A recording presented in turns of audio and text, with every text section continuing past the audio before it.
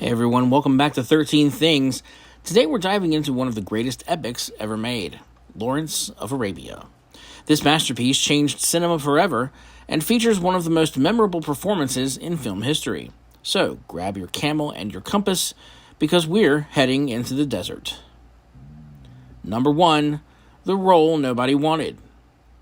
Before Peter O'Toole became Lawrence, practically every major actor passed on the role.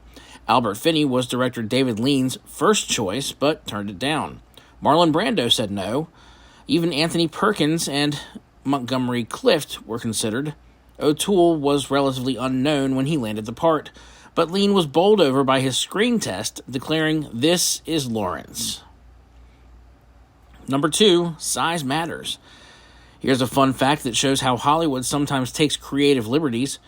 Peter O'Toole was 6 feet 2 inches tall, while the real T.E. Lawrence was only 5'5". That's a 9-inch difference.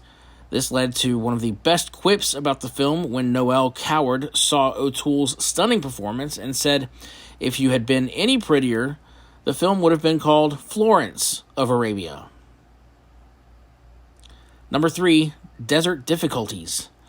Unlike his character, O'Toole absolutely hated the desert. He famously stated, "I loathe it," in interviews.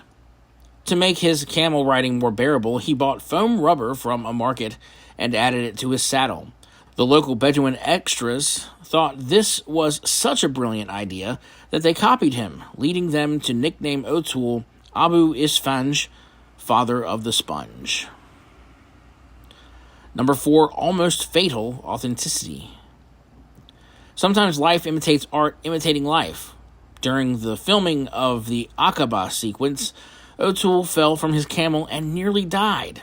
However, the camel actually stood over him, preventing the extras' horses from trampling him. Amazingly, the real T.E. Lawrence had almost exactly the same thing happen to him during the Battle of Abu el-Lisal in 1917.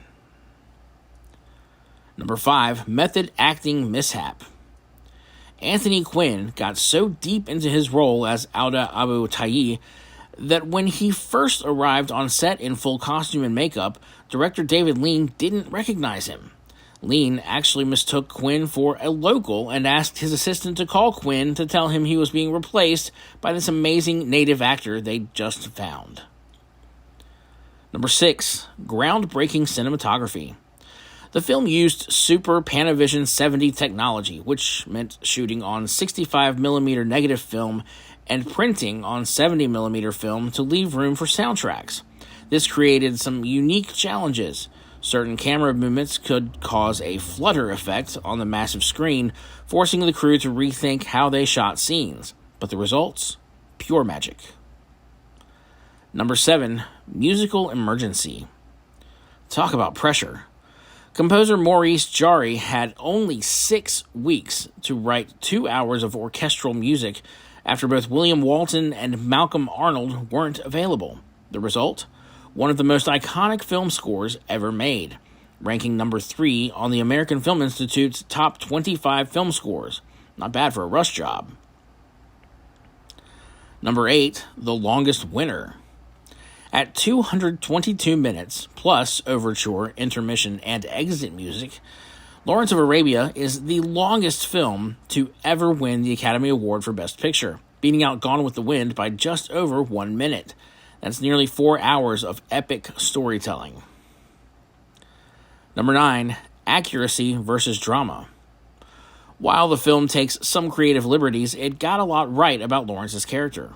However, it compresses the timeline of events and simplifies the complex political situation. For instance, the film shows Lawrence representing the Allied cause almost alone, when in reality there were numerous British officers and even French military mission in the region. Number 10, Sharifs Breakthrough.